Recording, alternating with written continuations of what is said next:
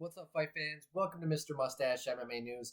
All right, and new Belal Muhammad defeats Leon Edwards to become the new undisputed welterweight champion. Wow! But guys, before we get into it, don't forget to hit that like and subscribe button to continue getting more MMA content by yours truly. All right, now, needless to say, Belal Muhammad sometimes is so boring. I fell asleep during his walkout. Now, needless to say, it was a long day. I worked all day, and then I ended up having to watch the fight. So after the Aspinall fight, I pretty much passed right out. Woke up to Belal Muhammad becoming the champ. Everyone thinking Leon Edwards was just gonna dog walk him. Now I knew Belal had an opportunity. I knew he had a chance, especially with just how he's looked as of late, what he's been doing with Khabib. But I thought Leon was gonna win the fight. I thought maybe he was even gonna get a stoppage victory, knockout victory.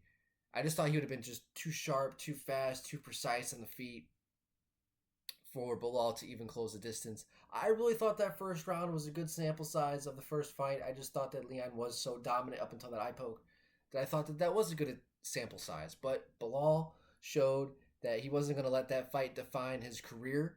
Went out there and changed himself, evolved as a fighter, put together a bunch of wins in a row. Vicente Luque, I mean, shit, dude. Gilbert Burns. I mean, the only guy to beat Sean Brady. And his only blemish is like his mouth and just kind of how he carries himself, you know?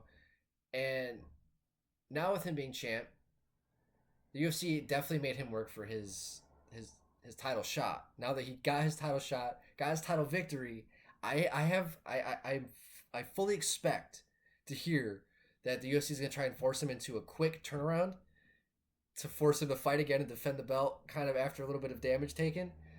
And I think it's going to be against Shavkat or somebody along those lines. I don't think Colby, I don't think he's going to get that fight. I don't think that Usman is going to get that fight. They might give it to Usman, but I don't think they will. Because Usman, he's riding a 3-fight losing streak. So, like, yeah, his name makes sense, but his resume doesn't at the moment. He needs to get a victory.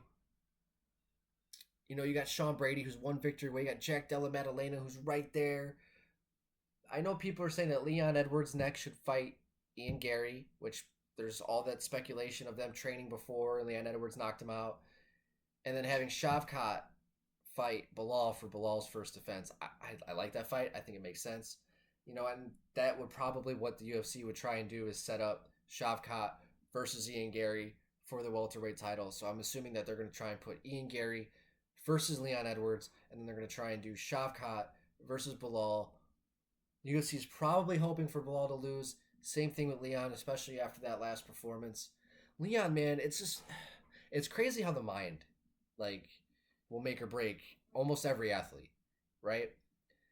Leon, when he's on, he's so sharp, so good. But when he breaks, when his confidence breaks, when he loses concentration, when he gets frustrated, you just see him break. It's all over his face, you know, and like I mean, it's a lot of pressure. It makes sense. And with him, when he struggles to find success, especially early, we see him shut down. He's not able to get himself out of it, you know. And his coaches, they try. I mean, they really try and get him out of that like whatever hole that he puts himself into, and he had to find it in that rematch with Usman. And then he got his confidence. In the third fight, he was able to get that victory. Then Colby just like wasn't Colby in that fight. He said he broke his foot, but he just wasn't himself. And then here with Leon, and Belal was just able to give him so much to think about. His striking has evolved so much. He was, you know, and Leon was worried about that takedown, so which opened up the striking of Belal, and Belal's striking has evolved to such a level now to where he can really mix it up well. He can mix the martial, right? And he proved it. You know, I did not watch the fight live. I watched the highlights. And, I mean, when he dumped Leon on his head, I mean, he went out there. I mean, he can't deny it. Belal, remember the name Muhammad, is now our UFC welterweight champion.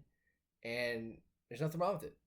There's nothing wrong with it, guys. It's okay. Don't worry about it. You know, I mean, he's not the most entertaining guy, but you know what? This is why I love the sport of mixed martial arts, because this is where you see who the best is. It's not the most entertaining guy. It's not the most talk. Now, those guys might get pushed the most, but when that octagon door closes, That's it. We find out who the best in the world is. And whether you like it or not, Belal Muhammad is our champion. He went out there. He was the best. The judges got it right. And I fully expect the UFC to now make him either turn around really quickly to defend his belt. And then if he doesn't, then I expect them to, just treat him horrible as a champion, not promote him, etc. So I'm curious to see the relationship between Belal Muhammad and the UFC in the next 3 to 6 months if he doesn't have a fight booked by then. All right, guys, that's going to do it for today. Don't forget to hit that like and subscribe button to continue getting more MMA content by yours truly. Help the channel grow. Mr. Mustache, MMA news out. Let's fucking go, fight fans.